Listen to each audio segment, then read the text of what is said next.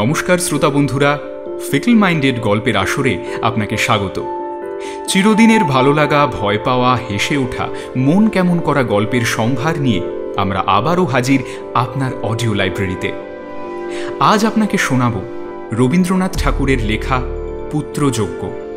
তবে গল্প শুরুর আগে একটি ছোট্ট অনুরোধ, যদি আমাদের পরিবেশনা আপনার ভালো লেগে থাকে তাহলে চ্যানেলটিকে সাবস্ক্রাইব করে পাশে থাকা বেল আইকনটি ক্লিক করে রাখুন, যাতে গল্প এসে প্রথমে আপনার দরজাতেই কড়া নাড়ে।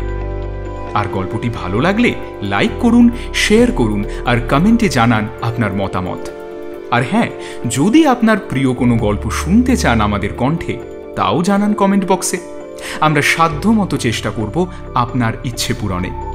তাহলে চলুন আর দেরি না করে শুরু করি আজকের গল্প, রবীন্দ্রনাথ ঠাকুরের লেখা পুত্রযজ্ঞ।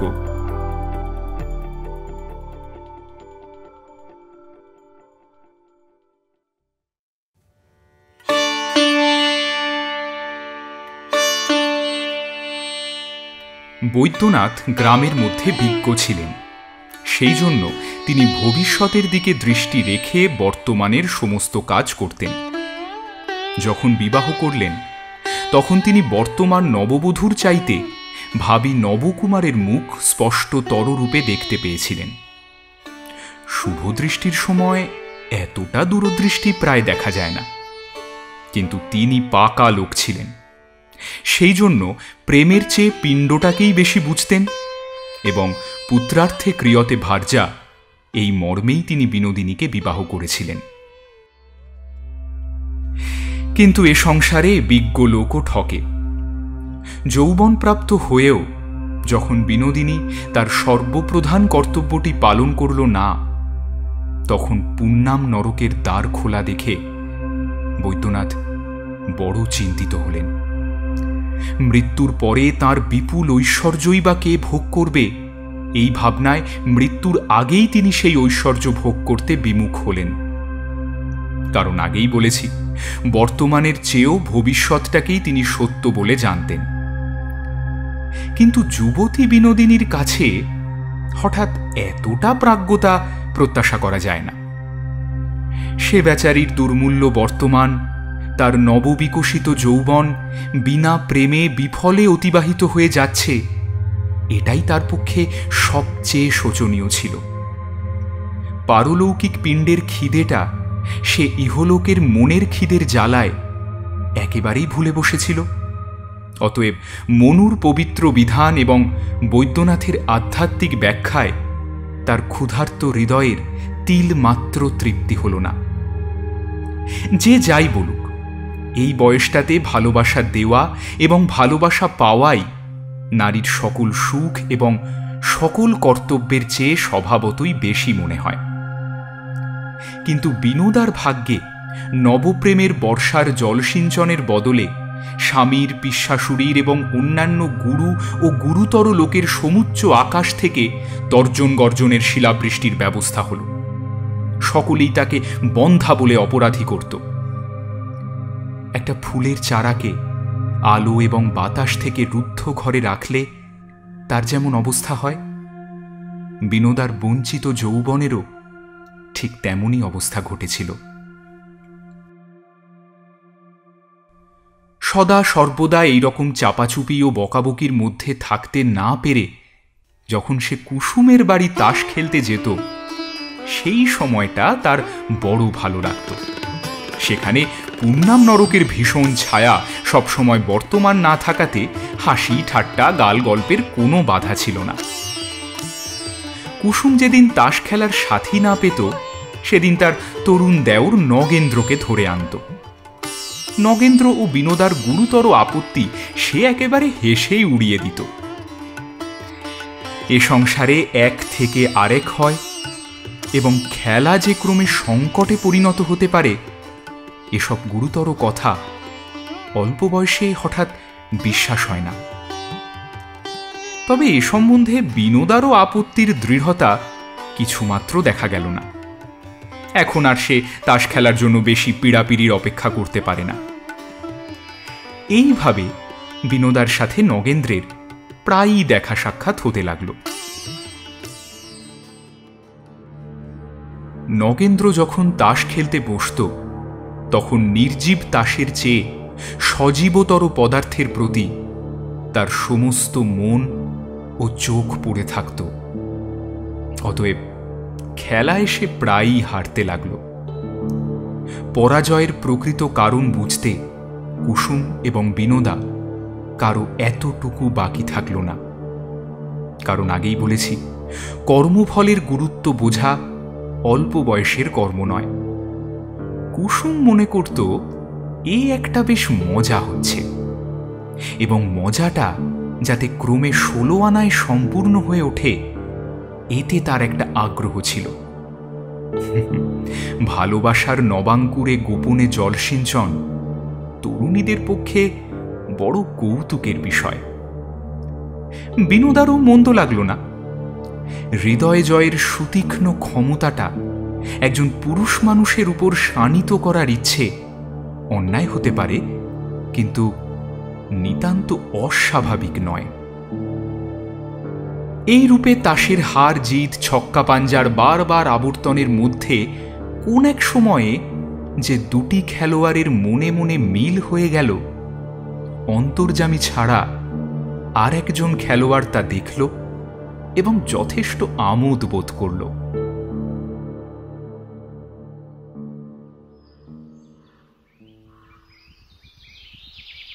একদিন দুপুরবেলা বিনোদা, কুসুম ও নগেন্দ্র তাস খেলছিল। কিছুক্ষণ পরে কুসুম তার রুগ্ন শিশুর কান্না শুনে উঠে গেল।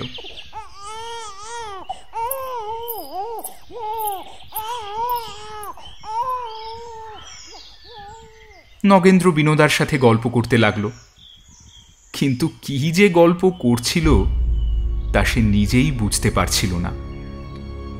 রক্তস্রোত তার হৃৎপিণ্ড উদ্বেলিত করে তুলে তার সর্বশরীরের শিরার মধ্যে তরঙ্গায়িত হয়ে উঠেছিল। হঠাৎ এক সময় তাদের উদ্দাম যৌবন বিনয়ের সমস্ত বাঁধ ভেঙে ফেলল। হঠাৎ নগেন্দ্র বিনোদার হাত দুটো চেপে ধরে সবলে তাকে বুকে টেনে নিয়ে মুখচুম্বন করল। কি হচ্ছে নগেন্দা? ছাড়ো বলছি, কেউ এসে পড়বে তো? কেউ আসবে না বিনোদ, কেউ আসবে না। এতদিন ধরে যে ইচ্ছেটা মনের মধ্যে পুষে রেখেছিলাম, আজ তাতে বাধা দিও না, আজ তাতে বাধা দিও না। তাছাড়া তুমিও তো। না, ছাড়ো বলছি, দোহাই তোমার, ছাড়ো। বিনোদা নগেন্দ্রের হঠাৎই অদ্ভুত আচরণে ও অবমাননায় ক্ষোভে, ক্রোধে, লজ্জায় অস্থির হয়ে নিজের হাত ছাড়াবার জন্য টানাটানি করছে। এমন সময় তাদের দৃষ্টিগোচর হল ঘরে তৃতীয় ব্যক্তির আগমন ঘটেছে।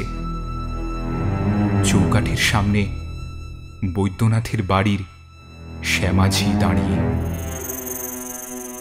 নগেন্দ্র নত মুখে ঘর থেকে বেরোনোর পথ অন্বেষণ করতে লাগল। ঝি গম্ভীর স্বরে বলল, বউ ঠাকুরন, তোমারে পিসিমা ডাকছেন। বিনোদা ছলছল চোখে নগেন্দ্রের প্রতি বিদ্যুৎ কটাক্ষ বর্ষণ করে দাসীর সঙ্গে চলে গেল। দাসী যেটুকু দেখেছিল তাকে ছোট, এবং যা না দেখেছিল তাকে সুদীর্ঘতর করে বৈদ্যনাথের অন্তঃপুরে একটা ঝড় তুলে দিল। বিনোদার তারপর কি দশা হল সে কথা বর্ণনার চেয়ে কল্পনাই সহজ। সে যে কত দূর নিরপরাধ তা কাউকে বোঝানোর চেষ্টা করল না, নত মুখে সমস্তটা সহ্য করল। বৈদ্যনাথ নিজের ভাবী পিণ্ডদাতার আবির্ভাব সম্ভাবনা অত্যন্ত সংশয়াচ্ছন্ন জ্ঞান করে বিনোদাকে বলল, ছি ছি ছি ছি ছি ছি ছি, কলঙ্কিনী, তুই আমার ঘর থেকে দূর হয়ে যা, যা, এক্ষুনি যা। বিনোদা শয়নকক্ষের দরজা বন্ধ করে বিছানায় শুয়ে পড়ল। তার অশ্রুহীন চোখ দুটো এখন মধ্যাহ্নের মরুভূমির মতো জ্বলছে। যখন সন্ধ্যার অন্ধকার ঘনীভূত হয়ে বাইরের বাগানে কাকের ডাক থেমে গেল, তখন নক্ষত্র খচিত শান্ত আকাশের দিকে চেয়ে তার বাপ মায়ের কথা মনে পড়ল, এবং তখন দুই গাল বেয়ে ঝরঝর করে অশ্রু ঝরতে লাগল। সেই রাত্রেই বিনোদা স্বামী গৃহ ত্যাগ করল, এবং কেউ তার কোনো খোঁজও করল না। তখনও বিনোদা জানত না যে প্রজনার্থাং মহাভাগা স্ত্রী জন্মের মহাভাগ্য সে লাভ করেছে। তার স্বামীর পারলৌকিক সদ্গতি তার গর্ভে ভ্রূণের আশ্রয় গ্রহণ করেছে।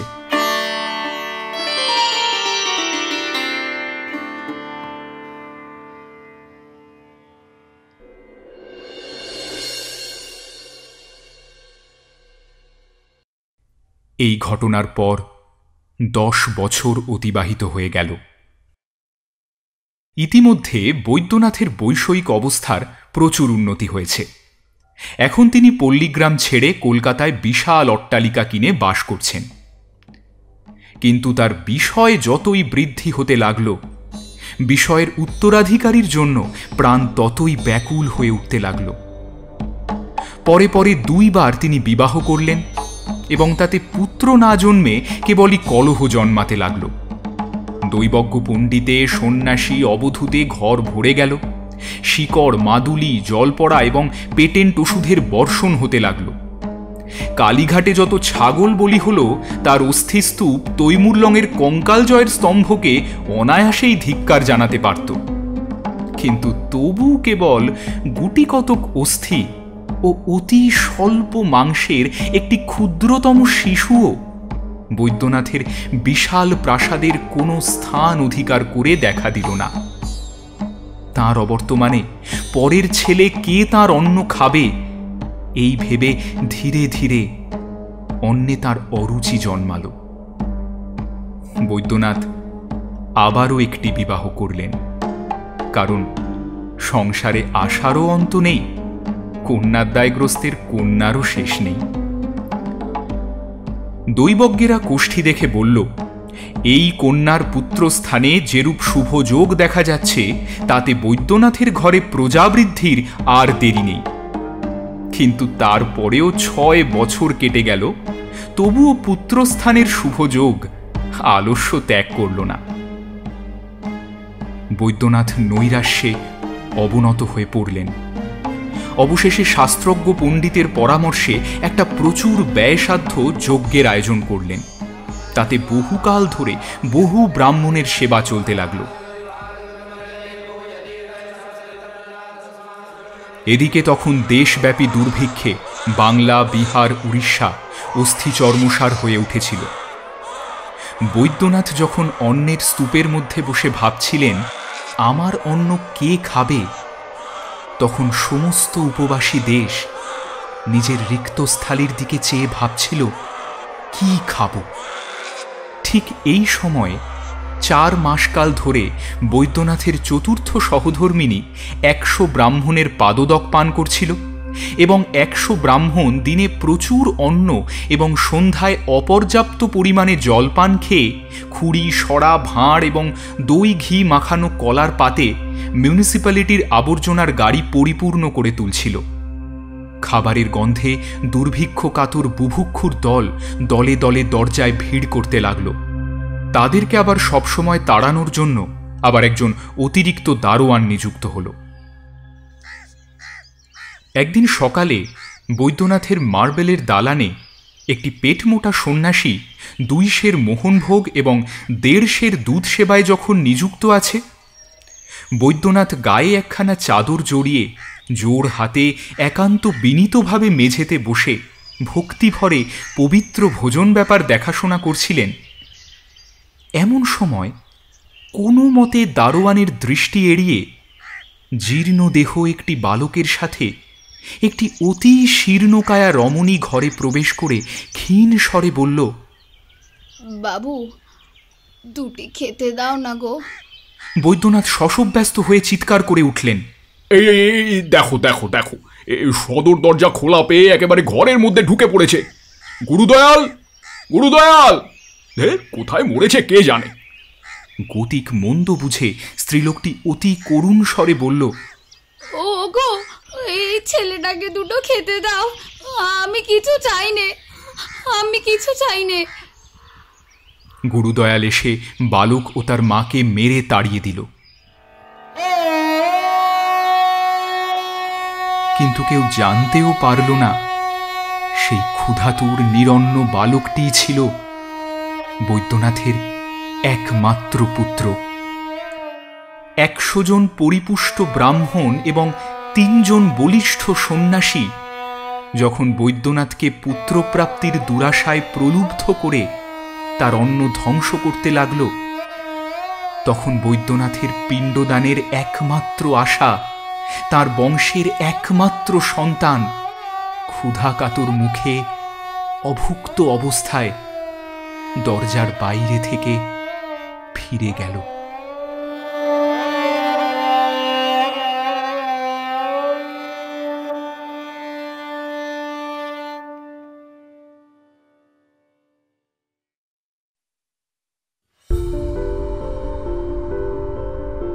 এতক্ষণ শুনছিলেন রবীন্দ্রনাথ ঠাকুরের লেখা পুত্রযজ্ঞ।